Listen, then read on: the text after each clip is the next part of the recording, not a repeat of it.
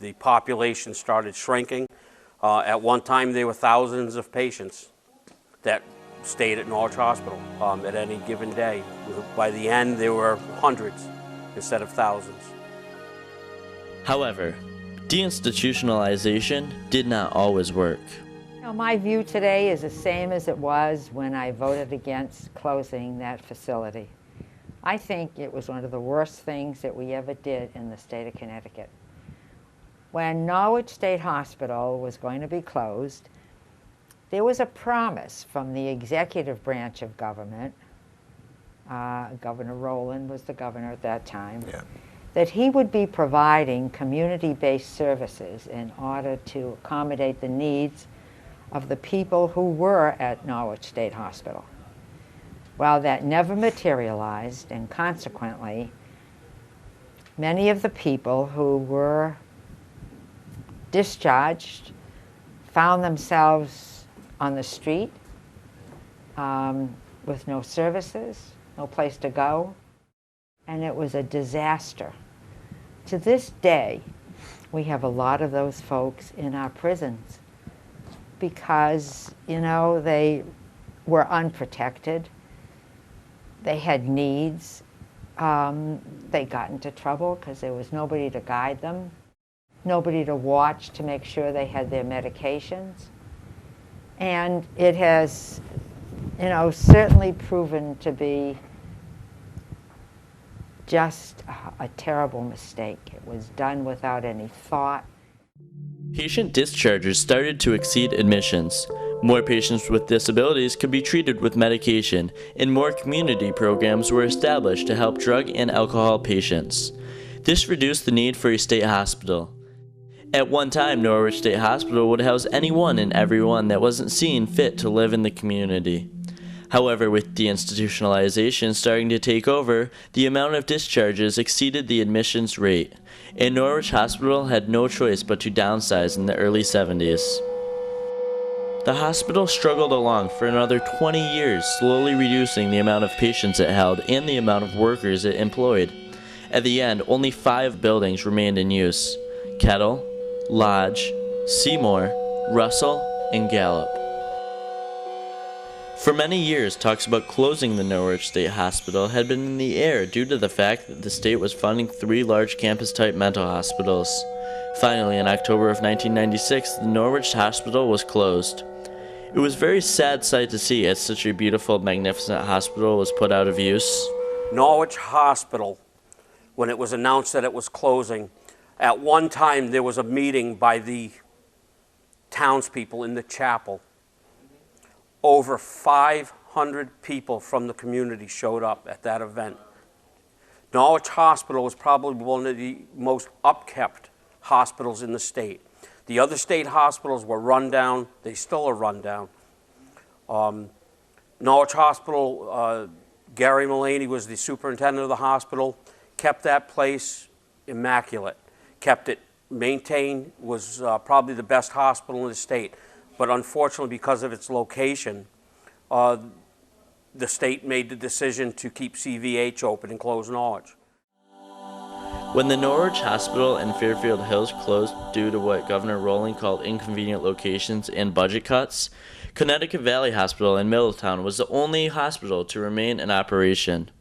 This hospital still remains in use today. After Norwich Hospital closed its doors in 1996, the state of Connecticut held onto the land for 13 years without any maintenance or care. In that time, the hospital was left to crumble. To let that property run down the way they did, if people remember the grounds crew, when they drove by Norwich Hospital, the grounds crew out there working, mowing lawns in their suit and ties.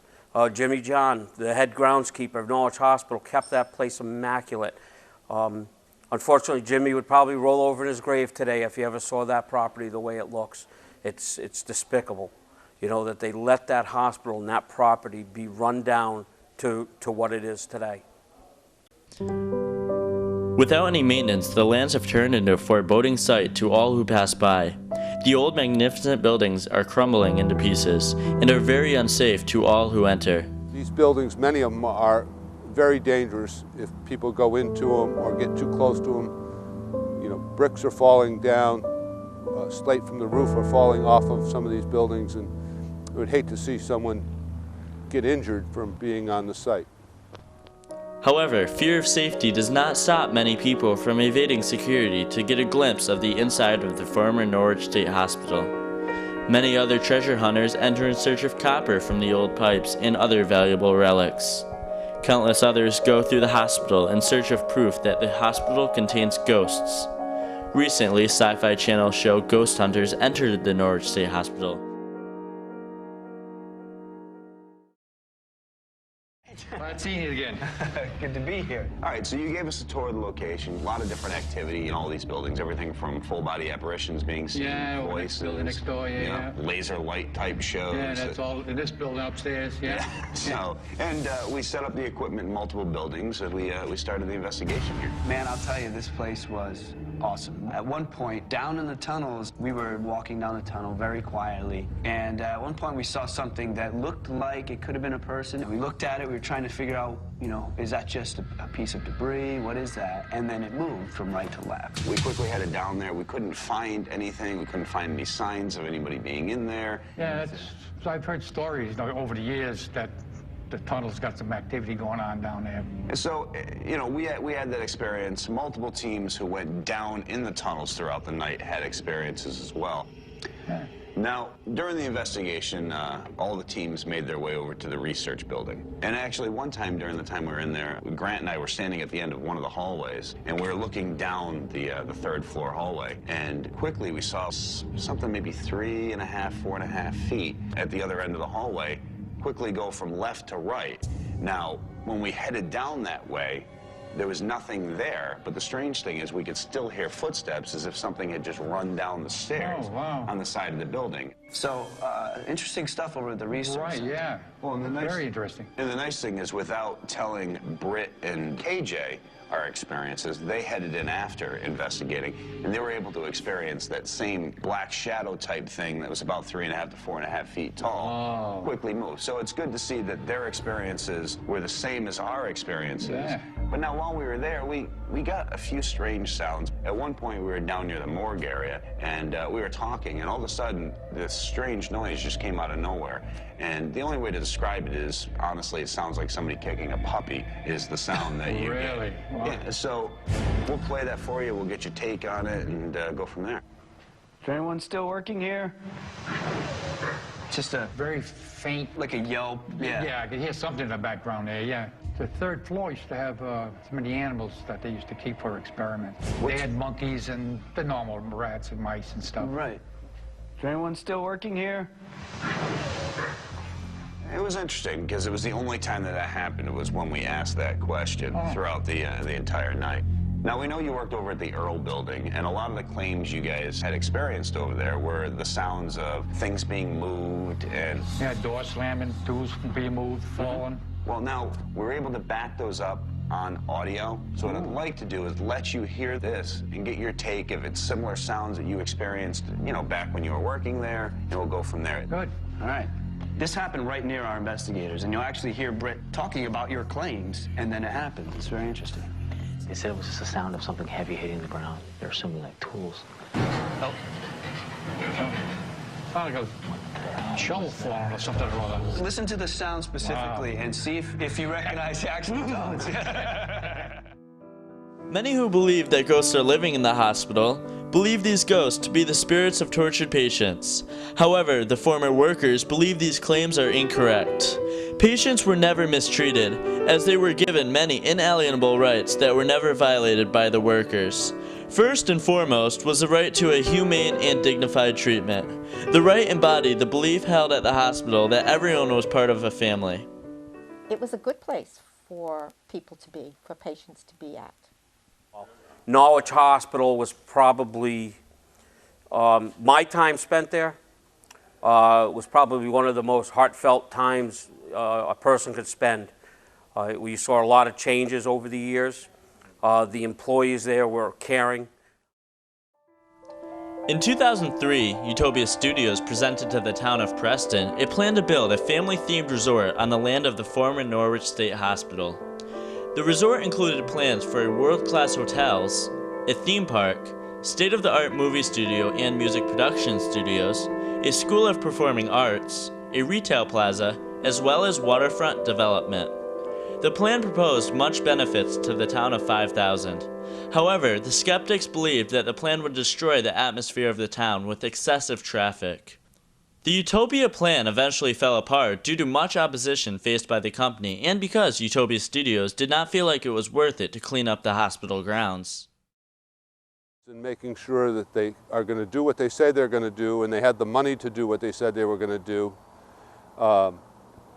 And in both cases so far, the developers that were have come forward and said they wanted to do something. When it came time to perform, to come up with the money and put up the bonding to clean up the site and ensure that they were going to do the development they said they were going to do, none of them could perform and none of them had the money at the time it came to put up the money.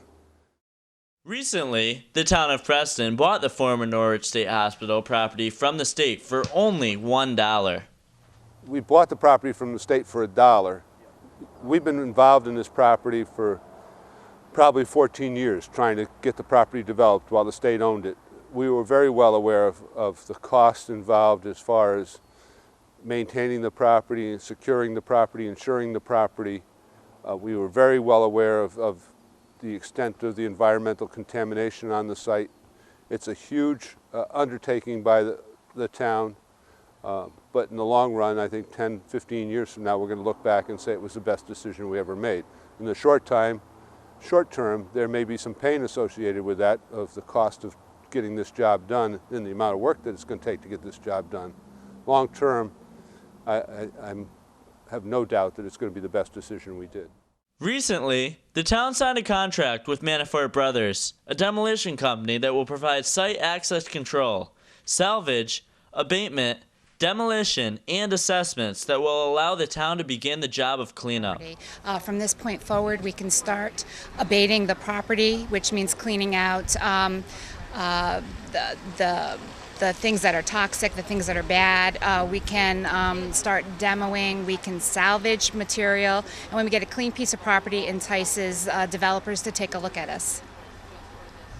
Very excited about the opportunity to build the partnership with the town of Preston to help get this project up and running. I mean, the goal all along was to get things started for, and help promote the development or the next step of this project to really get it moving, and we're very excited about it. So it's been a pleasure working with the PRA. Has really this hasn't been an easy agreement to get through, and it's been a real pleasure working with the PRA and the town members and board members to really get this nailed down to be able to sign this contract today. So we're very excited about the opportunity. In past months, Manafort Brothers has encased the Norwich State Hospital property in this 1-mile chain-linked fence. Preliminary plans suggest that buildings like Kettle and Ribbikoff will be the first buildings to come down. The Preston Redevelopment Agency also plans on restoring the administration building in hopes of preserving some of the great history and memories of the hospital. However, much of the history and memories of the hospital will only be preserved by the former workers of the Norwich State Hospital. Reporting from Norwich, Connecticut, I'm Josh Cingranelli.